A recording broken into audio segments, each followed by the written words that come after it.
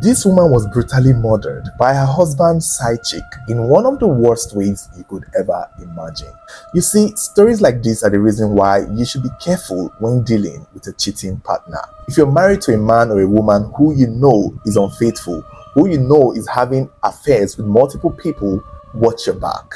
Because not only are you at risk of getting a strange disease, you're also at risk of having enemies that you did not know about. And such was the case for 39-year-old Mary Wamboui Kamangara, a Kenyan woman whose death shook the walls of Nairobi back in 2019, and whose story leaves a lesson that would linger on from here on to eternity. You see, Mary was married to a young man named Joseph. How ironic. Joseph Korikare, her husband, was said to be in the timber business. They lived together at Safari Park Gardens in Nairobi with their children.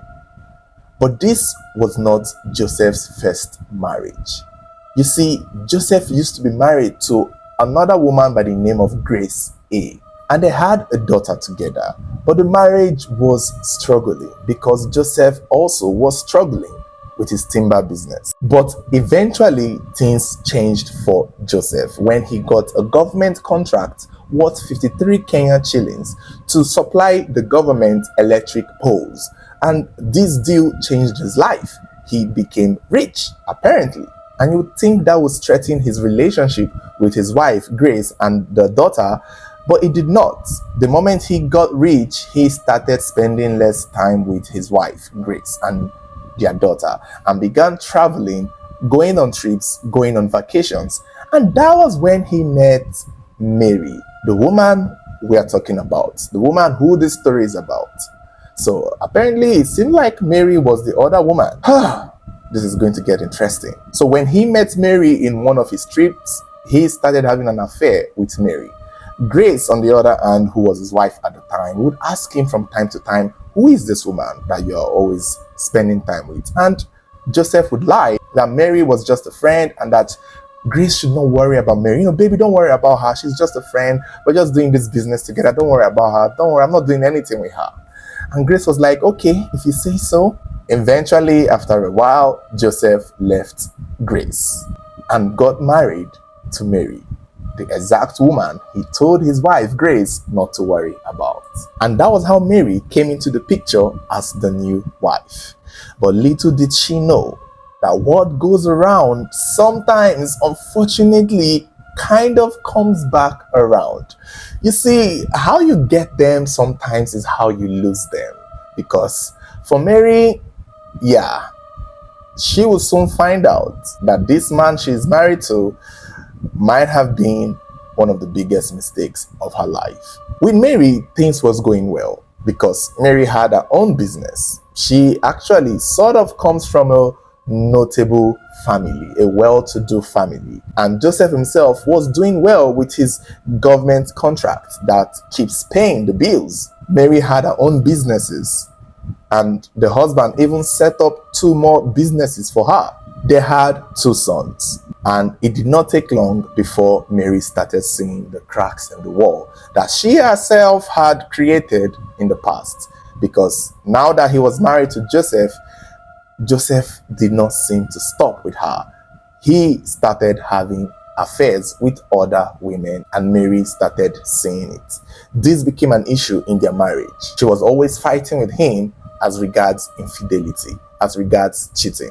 Funny enough, he had a serious affair with another woman named Grace. Again, Grace Wahoo, a totally different Grace. Not the first wife, Grace A. This is Grace B, Grace Wahoo. Apparently, this man has something to do with Grace. He loves a lot of Grace. It's as if once your name is Grace, he's going to get you pregnant, because this Grace B eventually got pregnant for him. He had a son with this woman while with Mary, but Mary kept fighting it. Mary did not... I guess Mary knew the kind of man she was married to. She knew how she got this man. And that was why when she found out that Joseph had gotten another woman pregnant, she stood on her both feet to make sure that his relationship with that woman does not see the light of day. And she fought hard enough to keep her husband Joseph, who eventually ended his relationship with the new Grace, to the point he stopped providing for her and the son. He basically just abandoned them. thanks to Mary, who said, "Not on my watch." I'm sure she most likely confronted the other woman and was like, "You're not going to take my husband from me. You knew he was married when you opened your legs and got pregnant for him. Now you're going to go away with your baby and we're not going to give you a dime. He's my husband. He's mine. Stay away from my man." And for what is worth, Mary won. Grace B kind of took the L, moved to another city with her son and became a single mother, moved on with her life. Joseph, stayed with Mary until somewhere around 2017 when a new woman came into the picture. Ladies, there is a new desperate housewife in town and her name is Judy. Now, Judy was a single mother who already had a child from a previous relationship, probably from someone else's husband too. She moved to Nairobi from her village and was struggling financially. It was said that Joseph met her at a car wash where she sold food items and did odd jobs to survive, to take care of herself and her child. The affair did not start immediately. They would speak from time to time. That is Joseph and Judy. They were just talking, they would exchange phone numbers, kept in contact. Joseph sort of saw himself as a savior and saw this woman in distress who was struggling to take care of herself and her, and her child. So he started thinking of ways to rescue her, save her, support her, or maybe, sleep with her. Soon, Joseph arranged for Judy to work as a cashier for his wife's shop, one of Mary's shop. And that was kind of like how Mary met Judy. As a random woman, her husband brought to her to be a cashier for one of her shops. And it did not occur to Mary. Mary just thought, okay, my husband saw this degenerate woman who is a single mother and wanted to help her. And she was like, all right, Judy, welcome. You're going to be a cashier at my shop. Mary became the madam to Judy. And I guess this was just Joseph's way of getting Judy closest to his access. You see, he was just playing tricks. We've seen these tricks. We know these tricks. Just get the girl a lot closer to you. You could probably make her a house help. Obviously, he wouldn't do that. So he brought her to one of his wife's shop to be a cashier. And that was how Judy and Joseph started their affair. Under the nose of Mary. Their relationship became very romantic. Joseph began supporting Judy financially by paying for her rent and her general upkeep, and that of her child. In fact, the affair became so strong that Judy stopped working for Mary's store and started depending solely on Joseph. It was even said that he bought the same car that he bought for his wife Mary for Judy. The same color of car, the same brand. In fact, he even upgraded her life and opened a shop for her where she sold drinks at that same car wash where she was struggling, where she met Joseph. And around this time, Mary herself started noticing that Joseph was cheating. Joseph was having an affair. She started noticing that her husband was acting brand new, as though there is a new Grace 3.0 somewhere. But she did not know who this new woman was. Mary could not fathom who this woman was.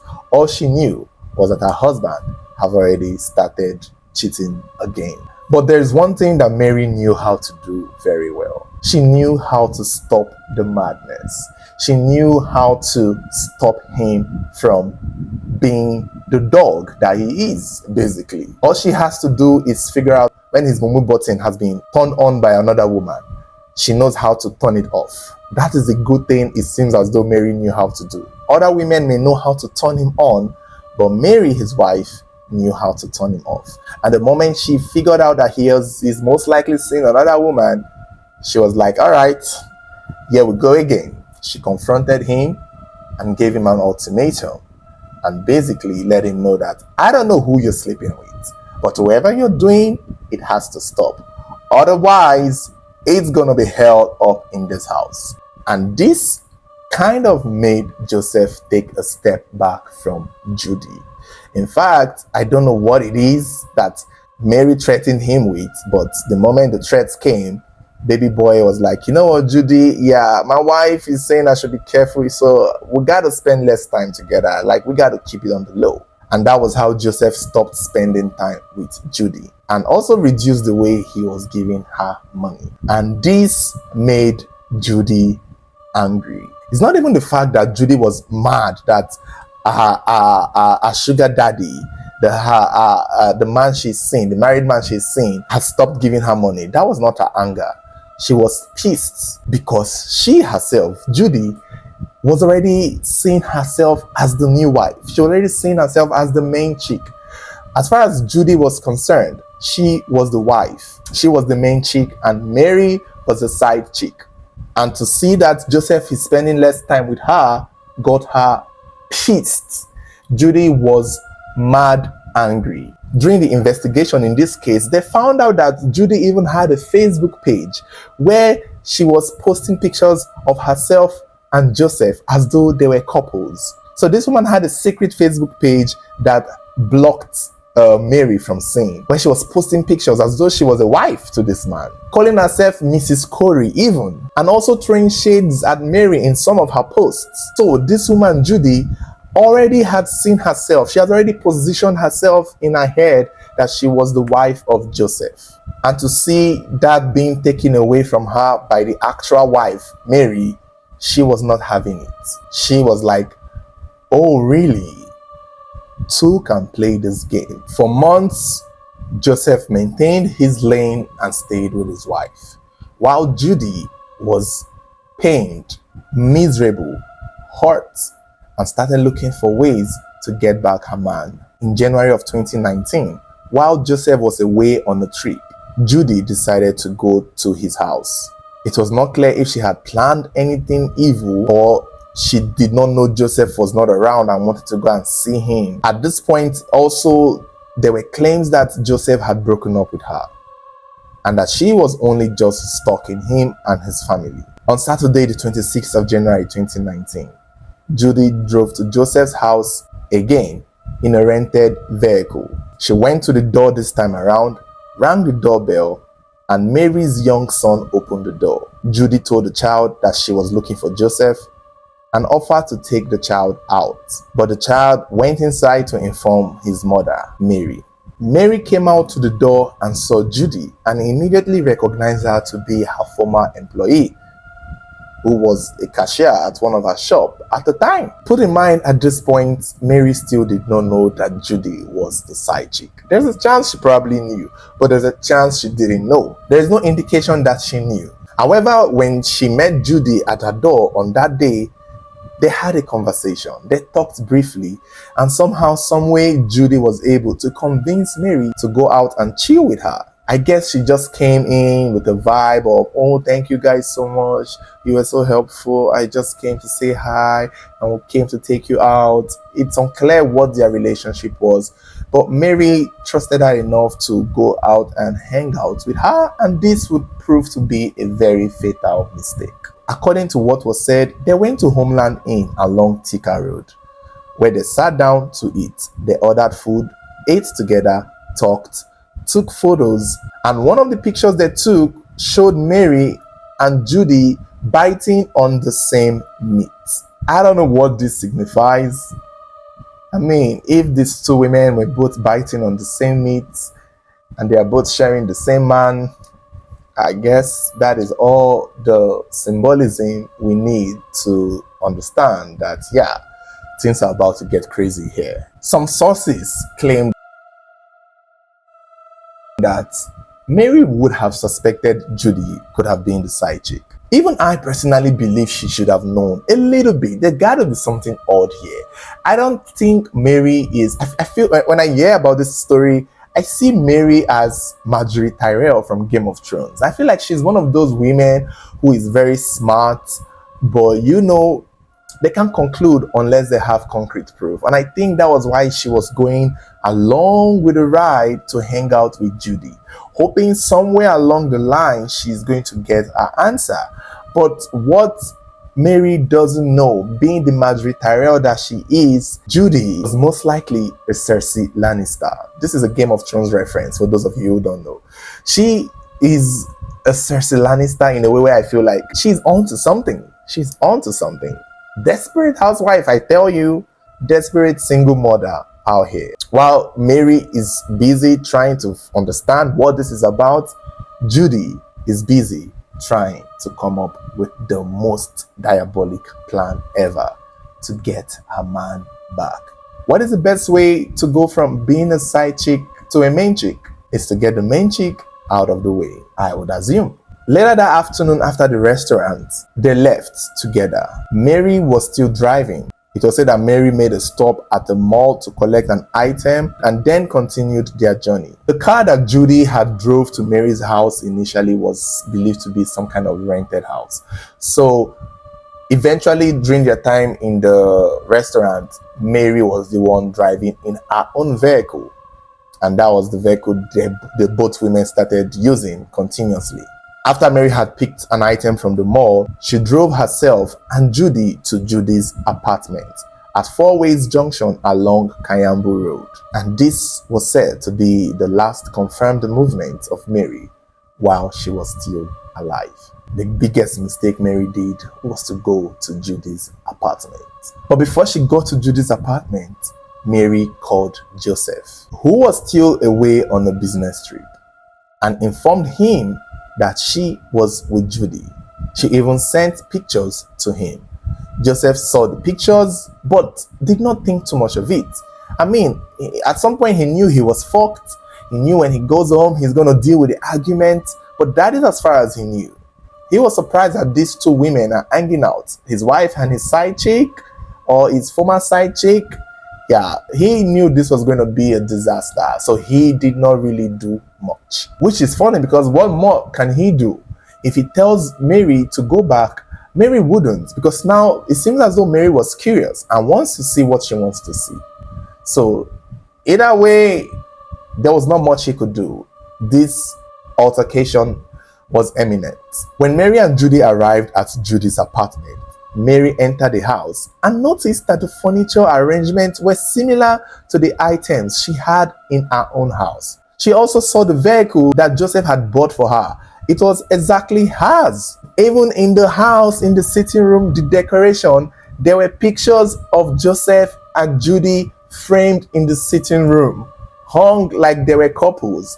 And it was in this moment that Mary knew confirmedly, if that is a word, that Judy, our former cashier, was her husband's side chick, was the mistress, was the bitch that has been trying to steal her man. If she had not figured it out by now, at this point in the house, she had figured it. So what is she going to do from here onwards? What is she going to do now? Curiosity, they say, kill the cat. And what do you think Judy was going to do now that she had seen it? In that moment, it was said an argument began between Mary and Judy. It's unclear, but sources claim that Judy demanded papers to the car that her husband had bought for her. I want to guess maybe the vehicle that Joseph bought for Judy, the papers were still with him. So she wanted it so that she can completely own it. And I think that was what she was asking Mary to give her. But Mary was on another level. Mary was on another dimension. She was still freaked out that this woman she just finished sharing a whole meat with, she just finished eating with, is the one trying to steal her husband. And instantly, somewhere along the line, the women started fighting each other. It was said that Judy eventually attacked Mary with a heavy object, a pressure cooker, smashing it on her head, causing serious head injury. When Mary fell to the ground, Judy pounced on her and began strangling her to death. After Mary had died, Judy wrapped her body using a bedsheet and a carpet inside her apartment. Later that night, Judy drove Mary's Mercedes-Benz back to Homeland Inn, where they had earlier eaten, and parked it at the restaurant's parking lot. She tried to pick a rented car to go back home, but security refused her. She then entered a taxi and returned to her apartment, where she contacted a man named Michael Gitai, a car hire operator who had rented a Toyota Allion to her earlier. You know, the guy who rented the vehicle that she used to go to Mary's house. I think she had a relationship or a friendship with him. Some sources said he's also, you know, a maid who does work for her from time to time. So they had a friendship. So he was the one that Judy called the moment she came back from parking Mary's car at the restaurant to go back to attend to Mary's body. And when Michael arrived at the apartment, expecting to collect his rented car, instead, he found Mary's body inside the house. According to police, Judy threatened him and pressured him to help dispose of Mary's body. Michael later agreed, and that was how he became involved in moving the body. They wanted to use a rented car but could not, and so they had to go back to the restaurant, pick up Mary's car again, and that was where they put Mary's body in the boot of a Mercedes-Benz. Michael drove his own vehicle while Judy drove Mary's car and followed him to where they would dump it. In the early hours of Sunday, 27 January 2019, Judy and Michael drove through the Community Railway Road, and at one police checkpoint, officers searched Michael's vehicle but allowed the Mercedes-Benz being driven by Judy to pass without inspection. They continued driving until they reached Munguta Dam in Juja, where Mary's body was dumped near the water. After that, Judy threw away the items: the pressure cooker, the blood-soaked bedsheet, a baby car seat that was in Mary's car at a different location, and Mary's Mercedes-Benz was later abandoned at another location. Later, on the 27th of January 2019, Mary's body was discovered at the dam. Police officer arrived at the scene where Mary's body was found and began investigation as to who this woman was. When Joseph returned on that same evening, the 27th, and could not find his wife, he suspected she was angry at him and sent a text saying, "Have fun, don't come back." He was later said to have called his parents and told them that his wife was missing and may have been kidnapped. The next day, he saw a Facebook post about a woman's body that was found. He suspected that it might have been his wife and drove to the scene, where he told police at the scene who he was, that he was the husband to the woman whose body was found at the dam. And immediately, the police arrested him because they were suspicious of how he knew about the location and did not believe he actually found the location through a Facebook post. The thing is, even without coming to the scene, as a husband, he would have been the number one suspect either ways. After he was arrested, he quickly took the police to Judy's house because that was the last place he knew his wife was before he came back from the work trip.